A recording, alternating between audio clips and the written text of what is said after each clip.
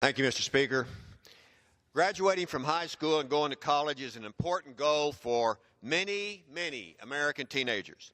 College offers the promise of an education, new friends, new experiences. And when parents drop their children off at their new dorms, they are trusting those universities with the well-being of their kids. The dark reality is, in many cases, this is woefully misplaced. Mr. Speaker, approximately 1 in 5 women are sexually assaulted in college. That's 1 out of every 5 of our daughters, sisters, and friends. This shocking statistic would lead most people to assume that colleges have extensive protections to support those people on campus that may be sexually assaulted. This is just not the case. Last year, one of these victims published an anonymous op-ed at Harvard about her attack. The title of her article was, "It's Me, One of Your Statistics." She described the night of her attack. A friend invited her to his dorm room to study for an upcoming science midterm test. She thought nothing of it, but when she started to become uncomfortable, she decided it was important for her to leave.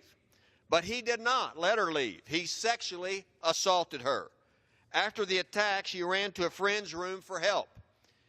She refused to shower, knowing that she had to immediately get a rape kit done. Assuming the university would be able to help her, she called their health services department. But the news she received from them shocked her. Harvard University Health Center didn't provide rape kits.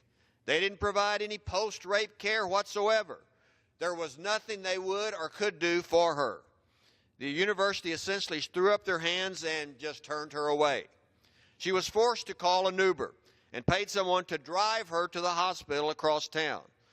But once she arrived, there was no staff at the hospital trained to deal with sexual assault victims or trained to collect forensic evidence. Sexual assault forensic examiners, or SAFEs as they are called, are specifically trained to properly collect forensic evidence from victims and provide the victim with care and support that is sensitive to the trauma that they have incurred. She had to wait over 3 hours for somebody to arrive. This is unacceptable, and it's sad. It is estimated that less than 25% of victims of rape report their crimes. They fear this exact scenario, that they will be turned away, dismissed, ignored, or not believed. To address this problem, I've introduced legislation that would require a hospital to provide access to a sexual assault forensic examiner, or have a plan in place to quickly get a victim to a nearby hospital that can provide forensic services. This bill is named for Megan Rondini. It's called the Megan Rondini Act in honor of a 21-year-old sexual assault victim who was denied proper post-rape treatment at a hospital in Alabama. This bill will ensure victims can access the care that they need. Megan's hospital didn't have a SANE on staff either. So when she reported the rape to authorities, well, the authorities did not believe her. Anguished, Megan returned to Texas despondent and tragically took her own life. The only thing she knew for certain in her case was that she was failed by the university, the hospital, and the law enforcement agencies. Universities should have a sexual assault victim advocate on staff, all universities.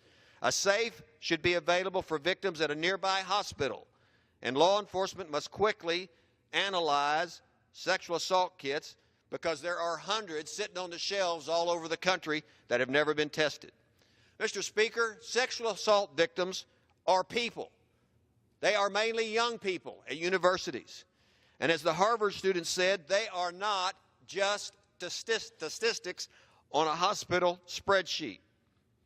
Society can no longer ignore the silent, painful cries for help of victims of rape on our college campuses anymore. These days need to end. And that's just the way it is. I'll yield back. Gentlemen.